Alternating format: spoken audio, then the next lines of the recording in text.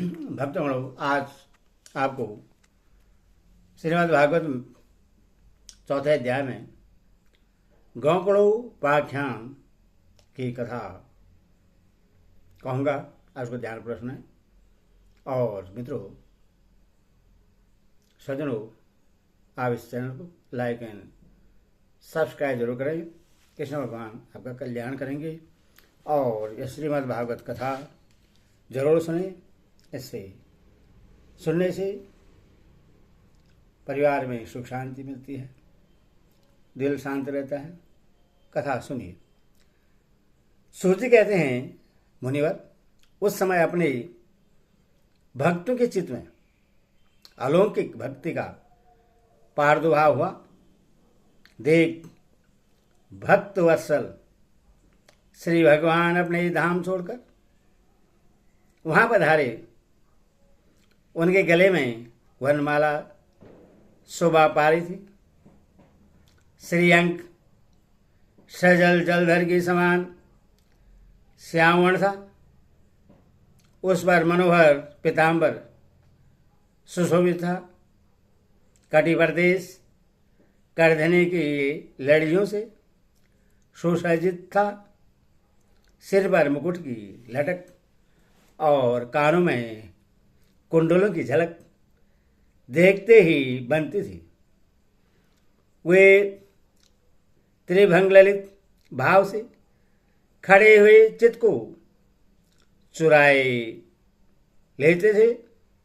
वह स्थल पर कस्तूरी मणि दमक रही थी। सारा श्रीअंग हरिचंदन से चर्चित था। उस रूप की शोभा क्या कहें। उसने तो मानो करोड़ों कामदेवों की रूप माधुरी छीन ली थी। वे परमानंद चित्त मूर्ति मधुराति मधुर मुरलीधर ऐसी अनुपम छवि से अपने भक्तों के निर्मल चित्तों में आविर्भूत हुए। भगवान के नित्य लोक निवासी लीला परिकर उद्धवादि वहां गुप्त रूप से उस कथा को सुनने के लिए आए हुए थे। प्रभु के प्रकट होते ही चारों ओर जय हो की ध्वनि होने लगी। उस समय भक्ति रस का अद्भुत प्रभाव चला। बार बार अबीर, गुलाब और पुष्पों की वर्षा तथा शंख ध्वनि होने लगी। उस सभा में जो लोग बैठे थे उन्हें अपने देह, गेह और आत्मा की भी कोई सुध न रही। उनकी ऐसी तन्मयता देखकर नारद जी कहने लगे, मुनीश्वरगण, आज सप्ताह स्वर्ण की मैंने यह बड़ी ही अलौकिक महिमा देखी। यहाँ तो जो बड़े मूर्ख, दुष्ट और पशु पक्षी भी हैं, वे सभी अत्यंत निष्पाप हो गए हैं। अतः इसमें संदेह नहीं कि कलिकाल में चित्त की शुद्धि के लिए इस भागवत कथा के समान मृत्युलोक में पाप पुंज का नाश करने वाला कोई दूसरा पवित्र साधन नहीं है। मुनिवर, आप लोग बड़े कृपालु हैं। आपने संसार के कल्याण का विचार करके यह बिल्कुल निराला ही मार्ग निकाला है। आप कृपया यह तो बताइए कि इस कथा रूप सप्ताह के द्वारा संसार में कौन कौन लोग पवित्र हो जाते हैं। सनकादि ने कहा, जो लोग सदा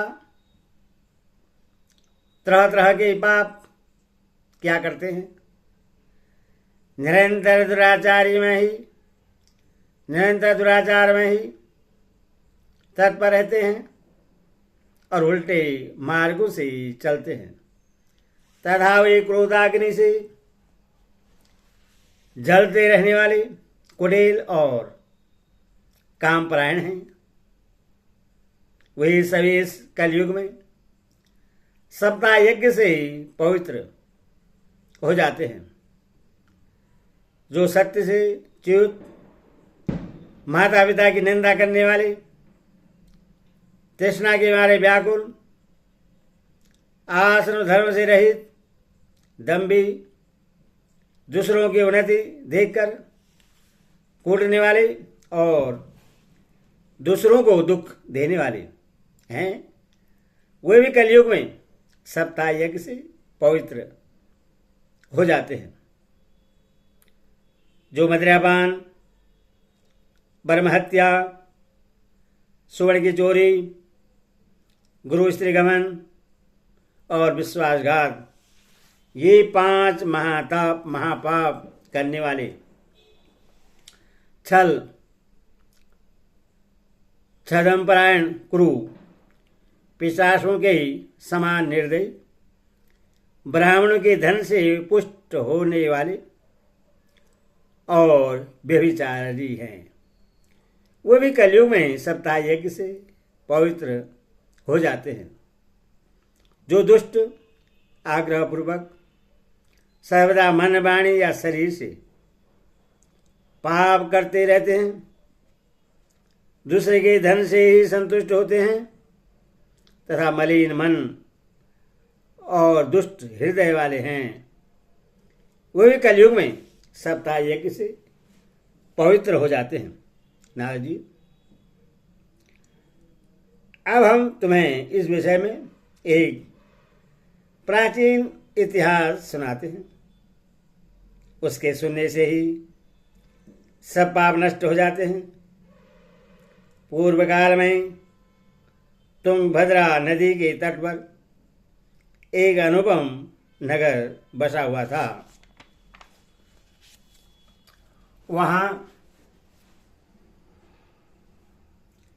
सभी वर्ण के लोग अपने अपने धर्म का आचरण करते हुए सत्य और सत्कर्म में तत्पर रहते थे। उस नगर में समस्त वेदों का विशेषज्ञ और श्रोत स्मार्त कर्म में निपुण एक आत्मदेव नामक ब्राह्मण रहता था। वह साक्षात दूसरे सूर्य के समान तेजस्वी था। वह धनी होने पर भी भिक्षाजीवी था।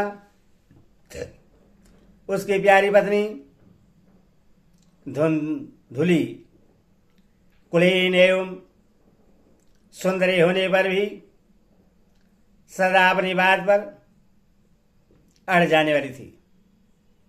उसे लोगों की बात करने में सुख मिलता था।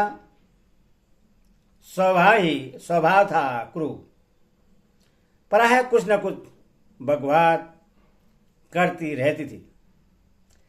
गृहकार्य निपुण थी, कृपण थी और थी झगड़ालू भी।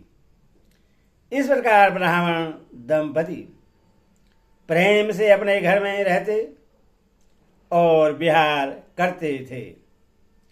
उनके पास अर्थ और भोग विलास की सामग्री बहुत थी। घर द्वार भी सुंदर थे, परंतु उससे उन्हें सुख नहीं था। जब अवस्था बहुत ढल गई, तब उन्होंने संतान के लिए तरह तरह के पुण्य कर्म आरंभ किए और वे दीन दुखियों को गौ, पृथ्वी, स्वर्ण और वस्त्रादि दान करने लगे। इस प्रकार धर्म मार्ग में उन्होंने अपना आधा धन समाप्त कर दिया। तो भी उन्हें पुत्र या पुत्री किसी का भी मुख देखने को न मिला, इसलिए वह ब्राह्मण बहुत ही चिंतातुर रहने लगा। एक दिन वह ब्राह्मण देवता बहुत दुखी होकर घर से निकलकर वन को चल दिया। दोपहर के समय उसे प्यास लगी, इसीलिए वह एक तालाब पर आया। संतान के अभाव के दुख ने उसके शरीर को बहुत सुखा दिया था, इसलिए थक जाने के कारण जल पीकर वह वहीं बैठ गया। 2 घड़ी बीतने पर वहां एक सन्यासी महात्मा आए। जब ब्राह्मण देवता ने देखा कि वह जल पी चुके हैं, तब वह उनके पास गया और चरणों में नमस्कार करने के बाद सामने खड़े होकर लंबी लंबी सांसें लेने लगा। सन्यासी ने पूछा, कहो ब्राह्मण देवता, रोते क्यों? ऐसी तुम्हें क्या भारी चिंता है? तुम जल्दी ही मुझे अपने दुख का कारण बतलाओ। ब्राह्मण ने कहा, महाराज, मैं अपने पूर्व जन्म के पापों से संचित दुख का क्या वर्णन करूं। अब मेरे पिता मेरे द्वारा दी हुई जलाजली के जल को अपनी चिंता जनित सांस से कुछ गर्म करके पीते हैं। देवता और ब्राह्मण मेरा दिया हुआ प्रश्न मन से स्वीकार नहीं करते। संतान के लिए मैं इतना दुखी हो गया हूं कि मुझे सब सुना ही सुना दिखाई देता है। मैं प्राण त्यागने के लिए यहां आया हूं। संतानहीन जीवन को धिक्कार है, संतानहीन ग्रह को धिक्कार है, संतानहीन धन को धिक्कार है और संतानहीन कुल को धिक्कार है। मैं जिस गाय को पालता हूं वह भी सर्वदा बांझ हो जाती है। जो पेड़ लगाता हूं उस पर भी फल फूल नहीं लगते। मेरे घर में जो फल आता है वह भी बहुत जल्दी सड़ जाता है। जब मैं ऐसा भागा और पुत्रहीन हूं, तब फिर इस जीवन को ही रखकर मुझे क्या करना है? यो कहकर वह ब्राह्मण दुख से व्याकुल हो उन सन्यासी महात्मा के पास फुट फुट कर रोने लगा। तब उन यतिवर के हृदय में बड़ी करुणा उत्पन्न हुई। वे योगनिष्ठ थे। उन्होंने उसके ललाट की रेखाएं देखकर सारा वृत्तांत जान लिया और फिर उससे विस्तार पूर्वक कहने लगे। सन्यासी ने कहा, ब्राह्मण देवता, इस प्रजापति का मोह त्याग दो, इस प्रजा प्राप्ति का मोह त्याग दो। कर्म की गति प्रबल है। विवेक का आश्रय लेकर संसार की वासना छोड़ दो। विप्रवर सुनो, मैंने इस समय तुम्हारा पारबंध देकर निश्चय किया है कि 7 जन्म तक तुम्हारी कोई संतान किसी प्रकार नहीं हो सकती। पूर्व काल में राजा सगर एवं अंग को संतान के कारण दुख भोगना पड़ा था। ब्राह्मण, अब तुम कुटुंब की आशा छोड़ दो। संसार में ही छोड़ दो, संन्यास में ही सब प्रकार का सुख है। ब्राह्मण ने कहा, महात्मा जी, विवेक से मेरा क्या होगा? मुझे तो बलपूर्वक पुत्र दीजिए, नहीं तो मैं आपके सामने ही शोक मूर्छित होकर अपने प्राण त्यागता हूं। जिसमें पुत्र स्त्री आदि का सुख नहीं है, ऐसा संन्यास तो सर्वदा नीरस ही है। लोक में सरस तो पुत्र पौत्रादि से, भरा पूरा गृहस्थाश्रम ही है।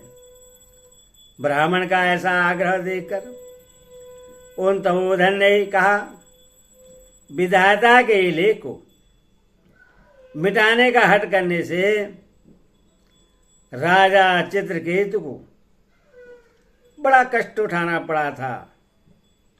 इसलिए देव जिसके उद्योग को कुचल देता है, उस पुरुष के समान तुम्हें पुत्र से सुख नहीं मिल सकेगा।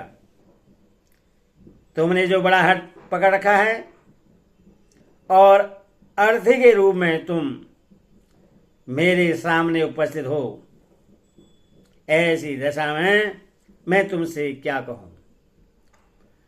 जब महात्मा जी ने देखा कि यह किसी प्रकार अपना आग्रह नहीं छोड़ता, तब उन्होंने उससे एक फल देकर कहा, इससे तुम अपनी पत्नी को खिला देना,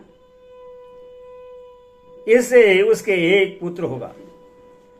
तुम्हारी स्त्री को 1 साल तक सत्य, शौच, दया, दान और एक समय एक ही अन्न खाने का नियम रखना चाहिए।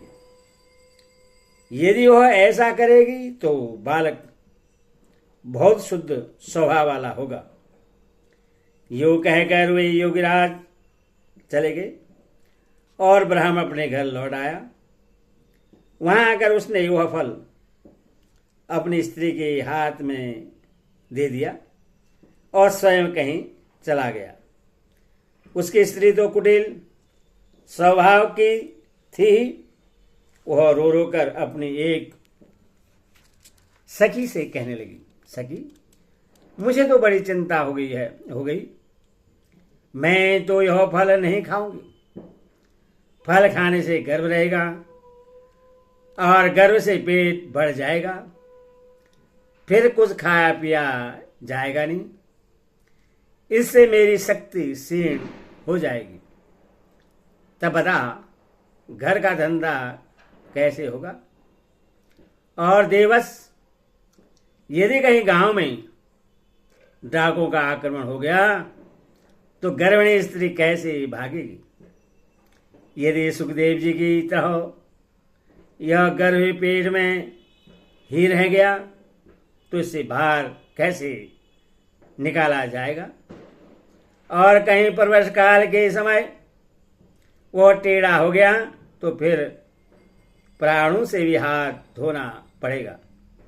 यो भी परवश के समय बड़ी भयंकर पीड़ा होती है। मैं सुकुमारी भला यह सब कैसे सह सकूंगी? मैं जब दुर्बल पड़ जाऊंगी तब नंद रानी आकर घर का सब माल मता समेट ले जाएंगी और मुझसे तो सत्य शौचादि नियमों का पालन होना भी कठिन ही जान पड़ता है। जो स्त्री बच्चा जनती है उससे उस बच्चे के लालन पालन में भी बड़ा कष्ट होता है। मेरे विचार से तो बंधिया और विधवा स्त्रियां ही सुखी हैं। मन में ऐसे ही तरह तरह के कुतर्क उठने से उसने वह फल नहीं खाया। और जब उसके पति ने पूछा फल खा लिया, तब उसने कह दिया हाँ खा लिया। एक दिन उसकी बहन अपने आप ही उसके घर आई। तब उसने अपनी बहन को सारा वृत्तांत सुनाकर कहा कि मेरे मन में इसकी बड़ी चिंता है। मैं इस दुख के कारण दिनों दिन दुबली हो रही हूं। बहन, मैं क्या करूं? बहन ने कहा, मेरे पेट में बच्चा है, परस होने पर वो बालक मैं तुझे दे दूंगी। तब तक तू गर्भवती के समान घर में गुप्त रूप से सुख से रहो।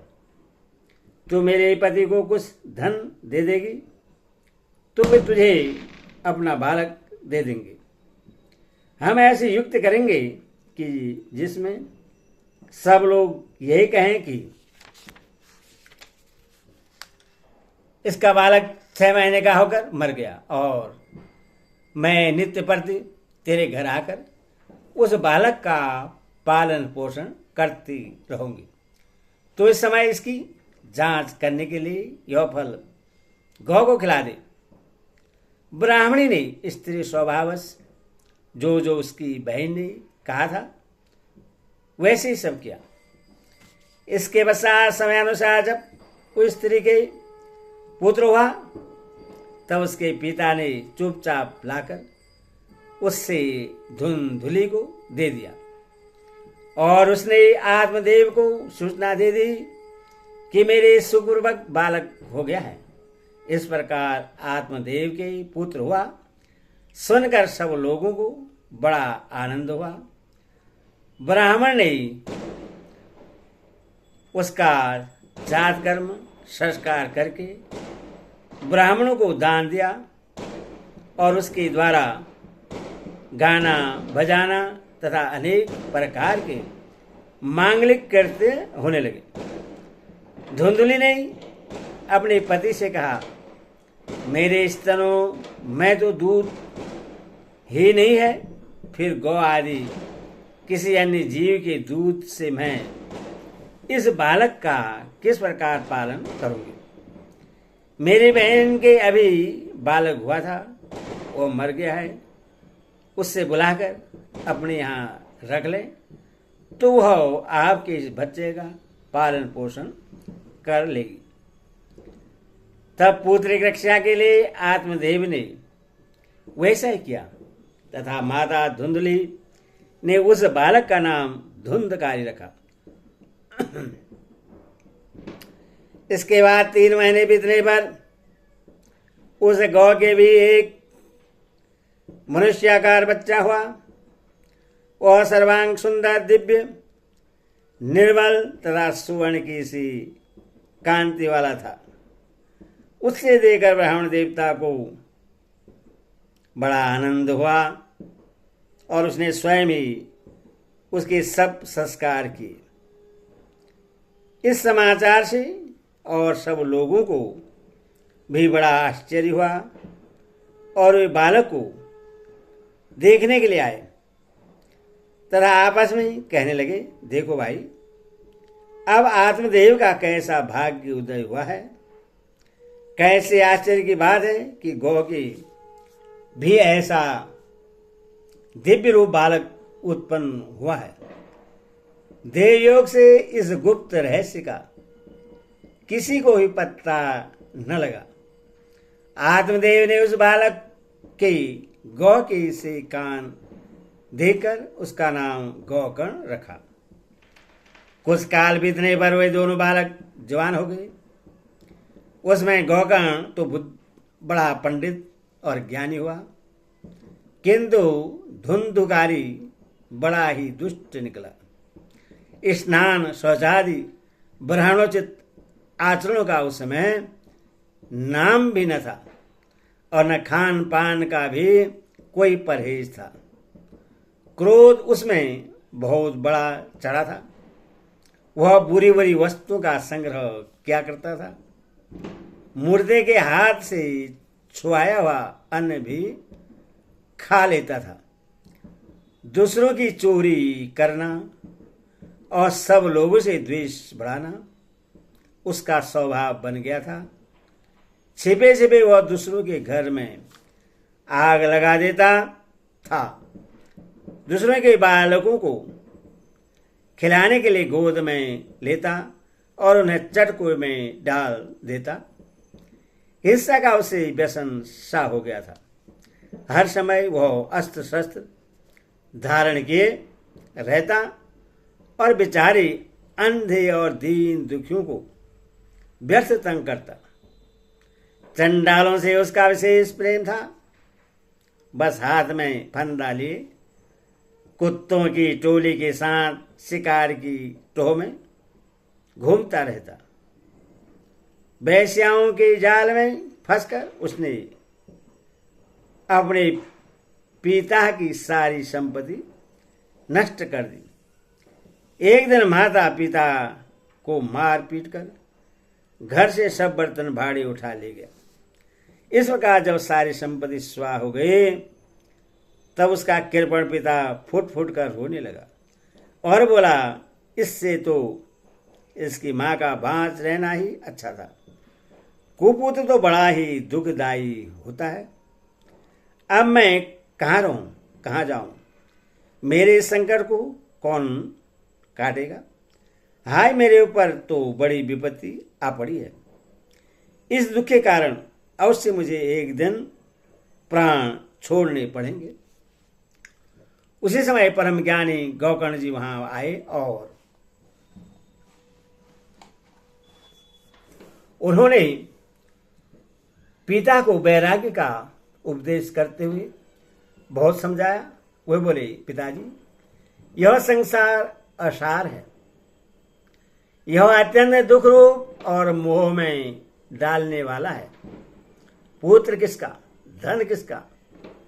सनेवान पुरुष रात दिन दीपक के समान जलता रहता है। सुख न तो इंद्र को है और न चक्रवर्ती राजा को ही सुख है, तो केवल विरक्त एकांत जीवी मुनि को। यह मेरा पुत्र है, इस अज्ञान को छोड़ दीजिए। मोह से नरक की प्राप्ति होती है। यह शरीर तो नष्ट होगा ही, इसीलिए सब कुछ छोड़कर वन में चले जाइए। गौकर्ण के वचन सुनकर आत्मदेव वन में जाने के लिए तैयार हो गया। तब उनसे कहने लगा, बेटा, वन में रहकर मुझे क्या करना चाहिए? वह मुझसे विस्तार पूर्वक कहो। मैं बड़ा मूर्ख हूं। अब तक कर्मवश सनेपास में बदा हुआ अपंग की भांति इस घर रूप अंधेरे कुएं में ही पड़ा रहा हूं। तुम बड़े दयालु हो, इससे मेरा उद्धार करो। गौकर्ण ने कहा, पिताजी, यह शरीर हड्डी, मांस और रुधिर का पिंड है। इससे आप मैं मानना छोड़ दें और स्त्री पुत्र आदि को अपना कभी न माने। इस संसार को रात दिन क्षणभंगुर देखें। उसकी किसी भी वस्तु को स्थायी समझकर उसमें राग न करें। बस एकमात्र वैराग्य रस के रसी होकर भगवान की भक्ति में लगे रहें। भगवतजन ही सबसे बड़ा धर्म है। निरंतर उसी का आश्रय लिए रहें। अन्य सब प्रकार के लौकिक धर्मों से मुख मोड़ लें। सदा साधुजनों की सेवा करें। भोग की लालसा को पास न फटकने दें तथा जल्दी से जल्दी दूसरे के गुण दोष का विचार करना छोड़कर एकमात्र भगवत सेवा और भगवान की कथाओं के रस का ही पान करें। इस प्रकार पुत्र की वाणी से प्रभावित होकर आत्मदेव ने घर छोड़ दिया और वन की यात्रा की।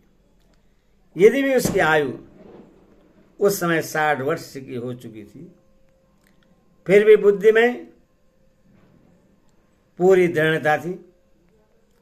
वहां राजन भगवान की सेवा पूजा करने से और नियम भागवत की 10वें स्कंद का पाठ करने से उसने भगवान श्री कृष्ण चंद्र को प्राप्त कर लिया। हरि ओम तत्सत, हरि ओम तत्सत, हरि ओम।